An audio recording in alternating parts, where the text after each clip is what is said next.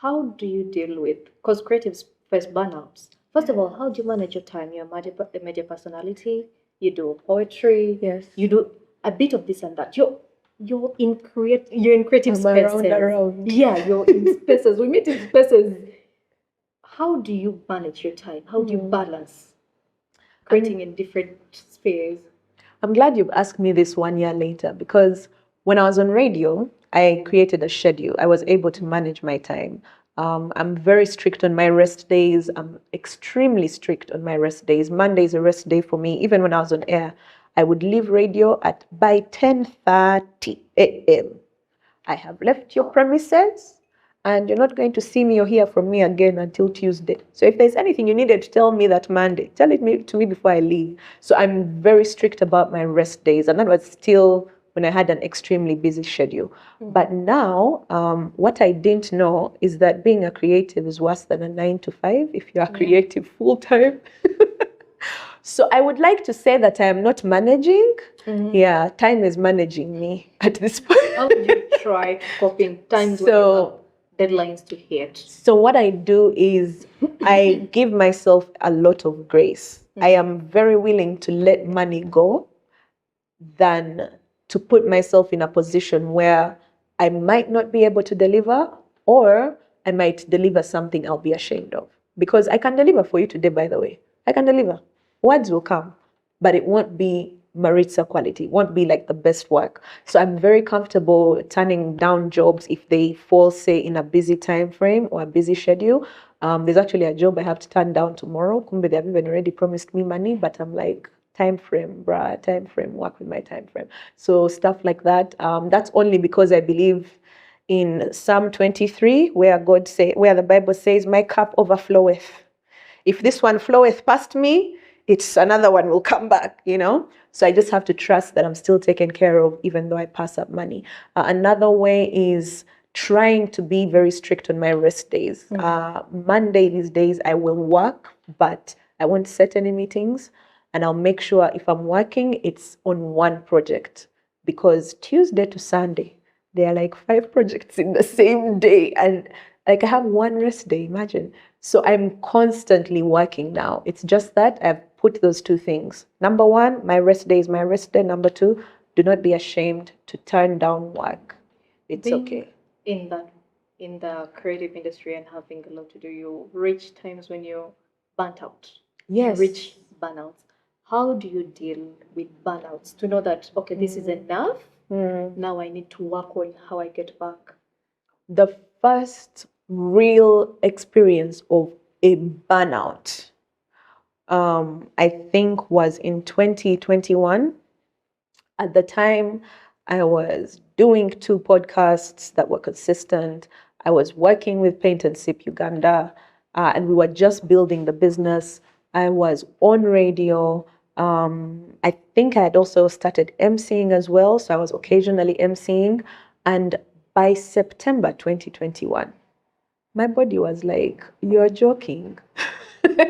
And I had a public anxiety attack, like in the people at one of our shows. Like we were having a Paint and Sip show, the biggest show we'd had, and I had a public anxiety attack. So dealing with burnout is, don't reach burnout.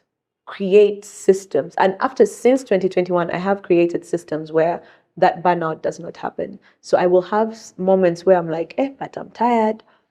Then I'll know, like exactly. So on Sunday, if I have work to do on Sunday, be done by 2 p.m. If I have this to do maybe on a day close to my rest day, how can I extend the rest to before the rest day, So create systems that don't allow you to burn out. Because the truth is, once you've burned out, you're now digging yourself out of a hole without any tools because you're burnt out. What tools are you using to dig yourself out of that hole? So burnout is one of those things that is a terrible experience. And honestly, at the time, the only way I got over it was I dropped all the balls. You know how they say ducks in a row? What they don't understand is the row is actually quarreling. It's not row as in line, as in bali mukulwana. So my ducks were in an argument and they fought and they killed each other. So I dropped everything. So between 2021 and 2022, maybe around August, I was only doing radio. Only, not even spoken. Yeah, I did a bit of spoken word, but those were contract easy jobs. But only doing radio. How do you know when to come back? You've taken a sabbatical. How do you know that now the rest is enough? I've had enough rest. Now, if I exit this, I'm just leading to my downfall. When do you know that I've had enough rest? Now I need to get back. Now, this is where you need a God intuition. As a creative, and I'm not going to say this if you're not a creative, because I know people are not creative. It's usually mathematics. You want 1 + 1 to add to 2 or 3, things to be clear and to make sense. But when it comes to something like burnout for creatives, because you're creating from your source, from your core, which is really your spirit, which is really what God has weaved together to make you as magnificent as you are, that's a lot that's a very sensitive place to dig from. So when your intuition lets you know that you're ready, you will feel ready. If your intuition doesn't let you know, then listen to the cues around you, because do not start until you know for a fact. Like how you see your mother and you know she's your mother. It's not up for discussion. So your intuition needs to get to a place where it is not up for discussion between your thoughts, between your heart, between your creative source, that you're ready. It is as clear as day. It's like seeing your son and knowing, yeah, that's my child. It's not something you negotiate. So that's why I'm saying you might need a God, because now either your intuition will let you know, or communications from your surroundings or your life will let you know and awaken you. So yeah. How do we now we've known this is the time? How do we recover from burnouts to get ourselves back to the level we were at? First of all, usually burnouts come with burnt bridges. Yeah.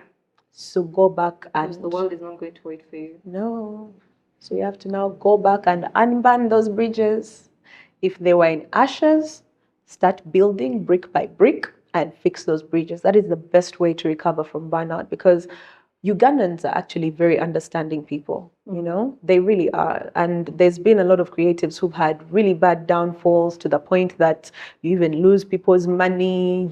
You're in trouble, basically. You're in a lot of trouble. But then the reason this trouble came about is because of burnout. So people can forgive you. So start by fixing the bridges that you burned, and then also allow yourself to start small, because it's not that you're going to stay small. You probably start small on your first project, and your first project will be you wetting your feet and you're ready to swim. Deep end even. Go to Bunyonyi if you want, you just need to now, where did I leave off and how do I do better from where I left off? Because the burnout is part of the lesson.